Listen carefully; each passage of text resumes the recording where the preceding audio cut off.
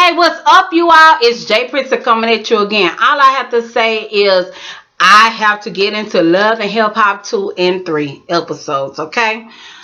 All I'm going to say is, if you haven't subscribed yet, subscribe, and also everybody click those likes up button. Now, I'm just going to bring in what I guess little things that happened on episode 2 that interest me, because it bored the fuck out of me and I went to sleep on it, but I did go back 4 days later to watch it so I can give a fair review on it.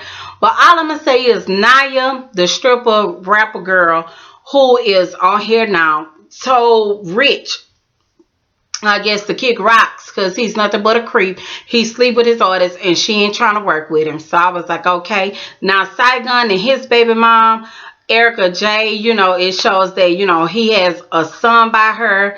Their relationship seems like it's kind of rocky, and all this other stuff. But at the same time, girl didn't want him to have nothing to do with the baby until 7 months later after she had a child. And, like, okay, this your baby. That baby mama drama. So the daddy don't like him. He can't come to the house. He got to meet her on the street and talk to her in his car, which is so stupid, but whatever. And of course, she wants to be back with him.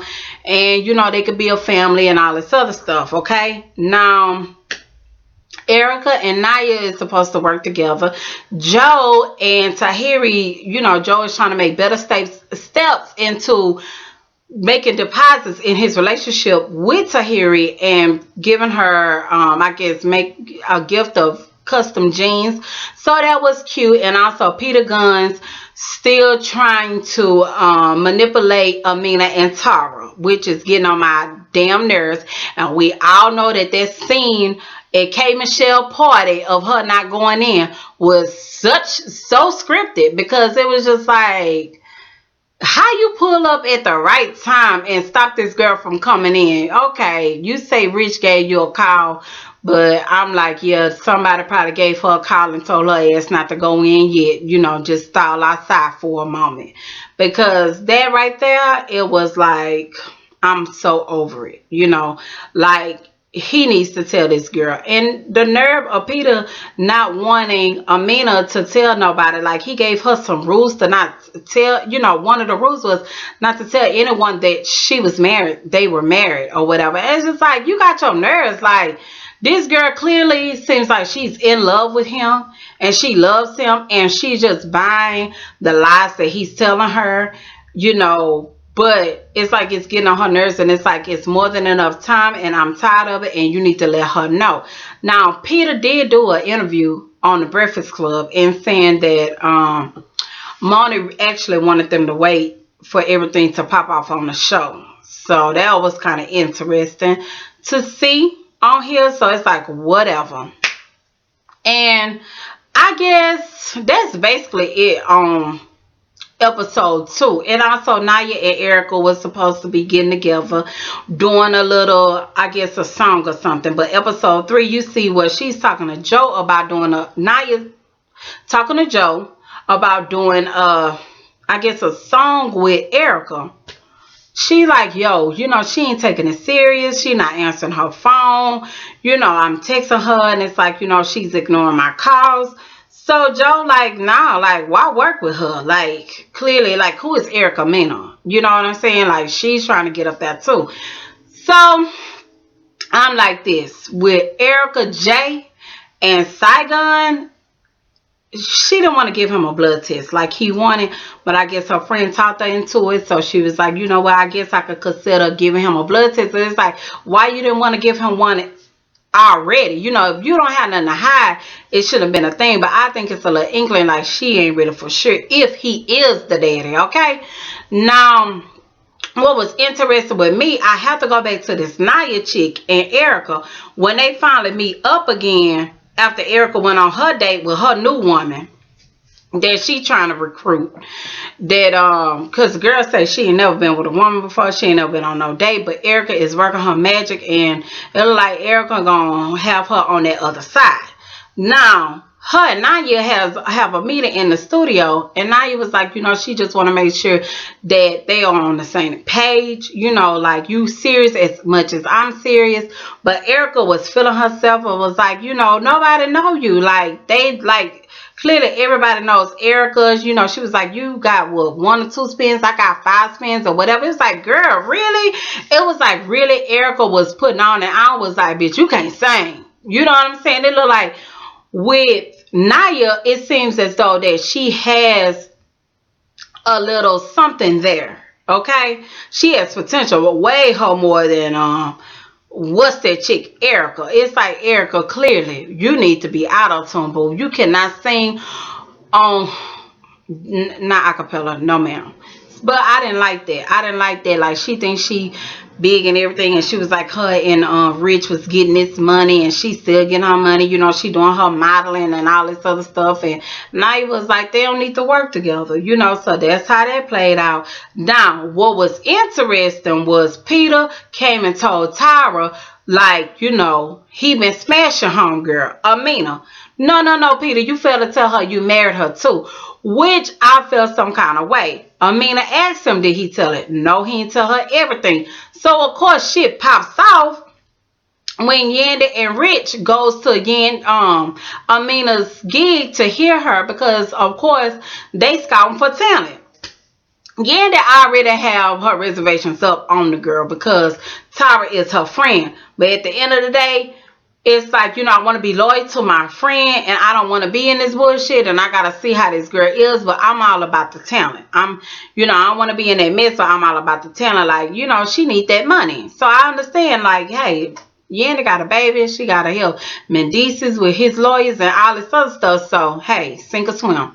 So, of course, Tyra comes and everything else, and that's that moment where all of a sudden, where Amina, you know, telling her that, you know, he didn't tell you he loved me, and, you know, these feelings and everything else. Tyra is like really upset, but I feel like, you know, she should have went in on Peter more than what she did. Her acting wasn't up to par, and she's supposed to be an actress, okay? Now, it got real when, I guess, homegirl had evidence, Amina, when she brought out something she laid on the table and was like, you know, hey, I got proof. We married, you know, and right there, all I know is Tyra started slapboxing Amina. So I was like, damn, that's really fucked up. But at the same time, the girl has been tired and been really want to tell Tyra what it is. But Peter, we see on the 4th episode, where it's like, why did you even have to say that? Why you even, you know, you telling this girl this? You should have took care of that, Peter, but your ass didn't. And it's just like, I'm really sick of him, and I'm just sick of this bullshit, and I'm just glad it's out in the open. Now, about this blood test with Saigon and Erica, they showed them sitting on the couch. He went and got, like, I guess, a CVS drug test, not drug test, paternity test for him and the little boy, I guess, to get their little swab on. And so she like sitting there like, yeah, you know, she wants them to be a family and all this other stuff or whatever. But it just saying like more so like what I get from Saigon, like he feel like she is a good mother, but he trying to act like he don't really want the girl. That's what I gather. Like he still want to, like, I guess, do his thing in the street, but he want to let her feel like she got a chance, which I'm not feeling that, because you could tell like he don't really be saying it like, yeah, we can be a family, you know, and everything else. It's like he always like listen, but not saying like what he wants the same thing with her. I guess with him, he just want to make sure if this is his son or not, you know. So I get that with that situation, because most men, you know, they love to have their first newborn as a boy, you know. So I get it, you know. And like he say, he gonna be hurt if it's not his child. Now this thing with Joe and Tahiri, like what was up with that? Like episode 2, you want to make deposits, positive things in your relationship with this girl, and then episode this over here, like really, Joe, like that was not cool for Tahiri to find foundation on the pillowcase, hair all on the comforter and shit like that, and he trying to play her like they was just having conversation. You can have a motherfucking conversation in the living room, not in this bedroom. Like she say, well, she lay her head in her bed, you know, where they make love at. Like that's total disrespect. disrespectful. And I feel like, yeah, he want her to do well in her career, but also he kind of dangled that over her head, like, well, you know, like, what about them? You know what I'm saying? Like, you know, the relationship on the rocks and all this other stuff. All of that is bullshit and it's game, because if you really for her and you want to wait on her, you'll do that, Joe, instead of be messing around with these women that, you know, I guess she said she was gone for 3 days or something like that. But that was like really, really fucked up, I thought. Like, I was just not really here for that, and I was just so surprised at it. But I'm just like, here it is. We couldn't get into, you know, at least 7 shows, and then you start acting the ass. No, you started right away. So thanks a lot, Joe, because I'm not liking how you do Tahiri. But Tahiri, she's a winner. Hey, it's easy for her to find somebody to sweep her off her feet. You know what I'm saying? But that's what I gather from the show so far.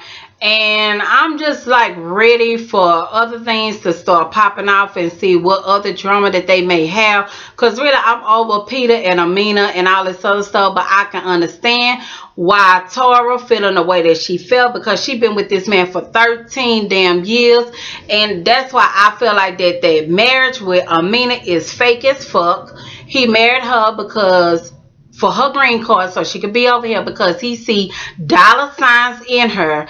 So, you know, over there also getting laid up with her, getting a little pussy action, if I say it that way. Sorry to be so vulgar, but it is what it is. So it's like, you know what, I'm over here getting some loving. I'm over here getting, and she could be possibly a star. That's money. Oh yeah, she's a winner. I'm gonna try to keep over here and do what it is I gotta do. So I feel like he married her because of that. He going around saying that ain't so, but why it is that you were so easy to marry her and not Tar that you've been with for 13 years. I'm not going to bring up the woman that you got in New Orleans, the whole other family that you put out on blast on Breakfast Club. But that's just like, that'll hurt any woman. That I've been here for you all this time. I'm not here for nothing.